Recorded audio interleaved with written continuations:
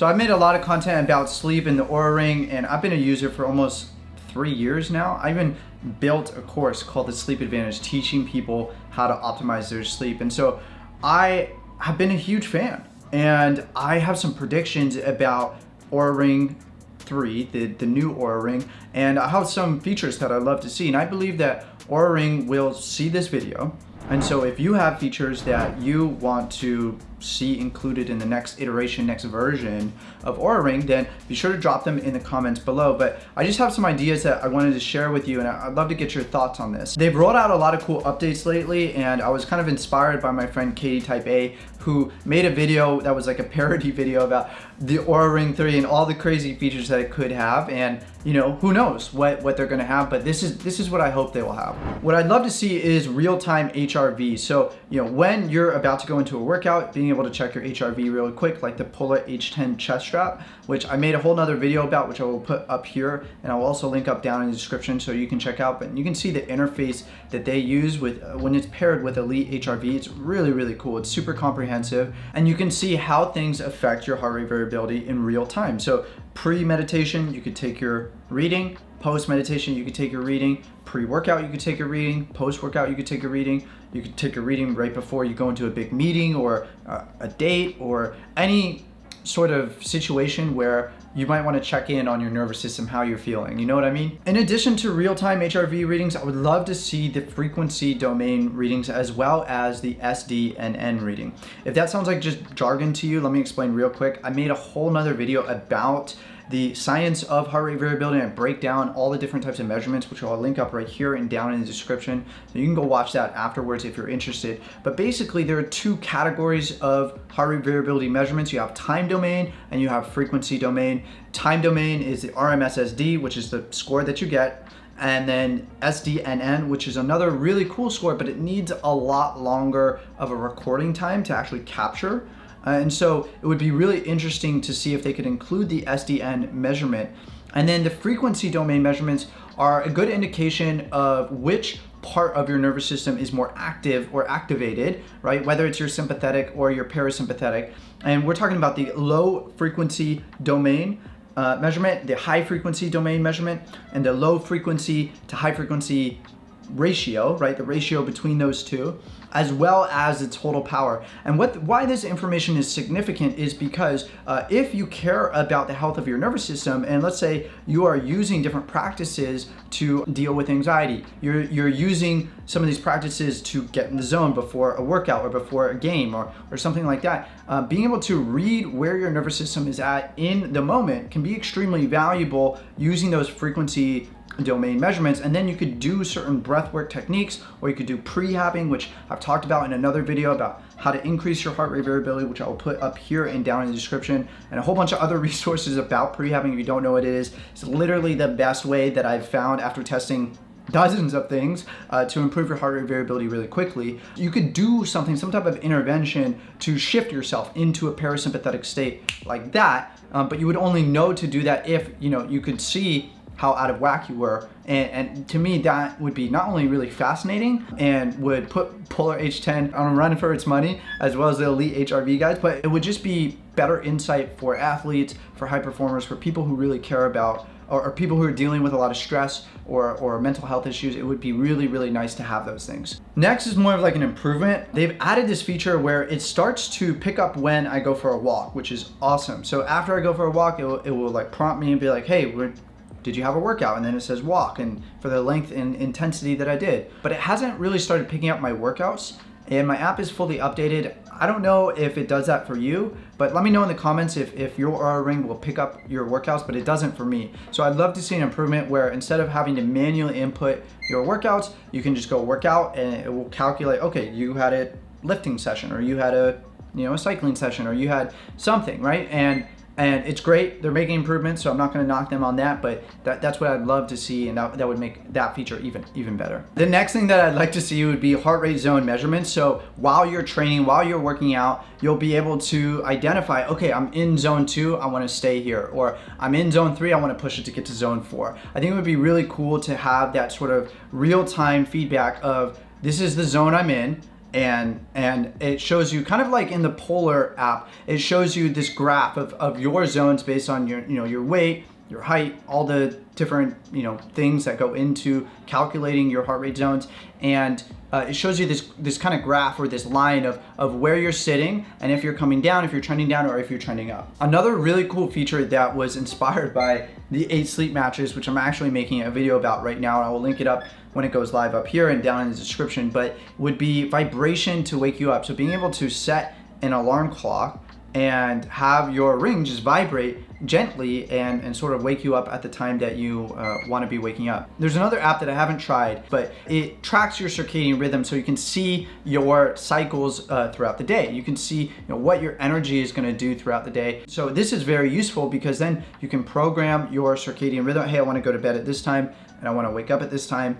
If you could set your alarm to the programmed time that you want to set your circadian rhythm at, then it will ensure that you would, you know, wake up at the time that you want to be up, which in turn is going to influence the long-term health of your sleep. Next, a guided breathwork feature would be awesome. So in the Elite HRV app, in the other video, the Polar H10 one that I made, you can see that they have this feature where you can set the amount of time that you want to do a breathwork session for, and then you can choose how long you want your inhale to be and how long you want your exhale to be. And then there is this little circle that expands and contracts, and below it you will see real-time HRV and real-time heart rate. So you can see how your breath is affecting your respiratory system and your nervous system. And you breathe with this motion graphic that's going in and out. Because breathwork can influence your sleep so much, I think there's a really nice connection there, because certain types of breathwork will put you to sleep really quickly. And if you do different types of breathwork, you know, throughout the day, it will help you get better sleep. And so if they have this feature where, you know, you can choose the type of breathwork that's going to set you up for success when it comes to your sleep patterns, and you can measure it and you can see how your HRV is changing and how your heart rate is changing, I think people could really get into that. I got really into that when I started using the Elite HRV app. Jumping right to something that's not so dissimilar, which is the meditation feature. I think they could do so much with it. If they expanded it and built it out into a library, sort of like the Calm meditation app or Headspace or something like that, where they're bringing in meditation experts and, you know, thought leaders and teachers to, you know, teach people how to meditate and to practice meditation, I think people would use it a lot more if they built in that feature so it's just more present versus just kind of like an afterthought, this little plus button in the corner. Then I think people would use it a lot more. And what would help even more is if you could have a little habit tracker built into the Oura Ring interface. So if, you know, you say you want to program your circadian rhythm so that you go to bed at 9:30 and you wake up at 6:30 and you want to meditate for 10 minutes a day and you want to do, you know, 10 minutes of breath work, then you could have this little habit tracker chart where it's like, I went to bed at the right time, check. I did my meditation, check. I did my breath work, check. And I got up at the right time, check. And people could start seeing the progress that they're making. They could start gamifying it. And I think that would create a lot more motivation, even more motivation for good behavior change towards, you know, wellness and towards taking care of yourself, taking, you know, your sleep into your hands and making sure that you're in control of your health. And the last feature that I'm surprised that they haven't done yet, because I know Whoop does this, is community. Like, why have they not built in some type of community feature where people can connect? I imagine the people who buy Oura Rings is a very specific, it's very, it's a certain type of person, and those types of people, they want to meet each other. They want to learn about, you know, what's working, what's not working. You know, they want to connect with other people who are like-minded, who are crazy enough to track their sleep and look at the data and, you know, tinker and tweak things so that they can get, you know, better rest. All right, let's jump into my predictions and where I think the company could go and where they might go. And I'd be surprised if they didn't roll out some type of sleep coaching program where, you know, if someone's not getting good sleep, they get like prompted a message like, hey, do you need help with your sleep? Like, talk to one of our qualified sleep coaches. And they could start a certification where they start certifying people in their methodology, and they build that into the platform so that, you know, there's a natural like upsell progression within the interface where it's like, hey, our data suggests that you're struggling with your sleep. Do you want help with this? And then you can get on a call with one of these certified coaches, and they're gonna run you through a process to help identify, you know, what's really keeping you from getting great sleep. They're gonna look at your data with you, they're gonna analyze it, break it down, and they're gonna say, okay, first, let's start with this. They're going to give you a protocol. And then as you implement these different interventions, these lifestyle changes, you can start to look at the data together and say, okay, this is working, this isn't working. This is sustainable, this isn't sustainable. And then you can start improving your sleep scores. You can start improving your data over time with the help of someone that's going to hold you accountable and also give you the right suggestions that are tailored for you. Next one is education. I really see the future of all companies being, you are the company that you are, but then you are also a media company. So sort of like Mindvalley, if you've ever heard of that company, online education company where they have a platform where they bring in thought leaders and different experts and they teach courses and they do lectures and they do master classes and they do challenges where people can actually engage. They're not just passively consuming, but they could set a target or a goal and say by the end of this course, this targeted outcome is going to be completed. And so people can start learning about, meditation, breath work, different wellness practices, how to optimize their sleep, all these different things when it comes to taking your health into your own hands, and they can learn from the best in the world. They can build out this library of education for people to learn and to start implementing these things, and also that ties right into the community feature where people can engage and people can talk to each other, people can do the challenge together, and it's something that will build in more usability into the actual product. Next one we kind of already talked about a little bit. The next two we have, which is meditation and breathwork. I'm surprised that they haven't gone deeper in these verticals. Meditation is already huge, and they've built a feature, but no one's really using it. At least I'm not, and I don't think I've never heard of anyone else using the meditation feature.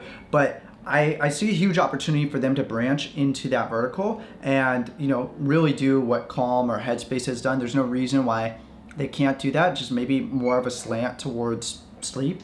And then in addition to that, breathwork I feel like is a vertical that's exploding, and because of all the reasons we talked about before, it's directly tied to sleep. You could look at Patrick McKeown's work around nasal breathing and people with insomnia and sleep apnea, and the list goes on about how much breathing can impact sleep. So I imagine that there could be a huge opportunity for them to really build in a lot of breathwork features and bring breathwork experts into the mix to start educating people on how they can change their breathing and how that can affect their sleep. The next logical step for me that I'm surprised again that they haven't done it yet, but I'm sure we'll be seeing this in the future, which is physical products. I look at a company like Sleep 8 and they have this whole catalog of accoutrements and accessories and things that are connected to sleep. So it could be an eye mask, it could be robes, it could be really nice sheets, bamboo sheets, it could be a white noise machine, it could be blue light blocking glasses. There's so many different accessories that they could include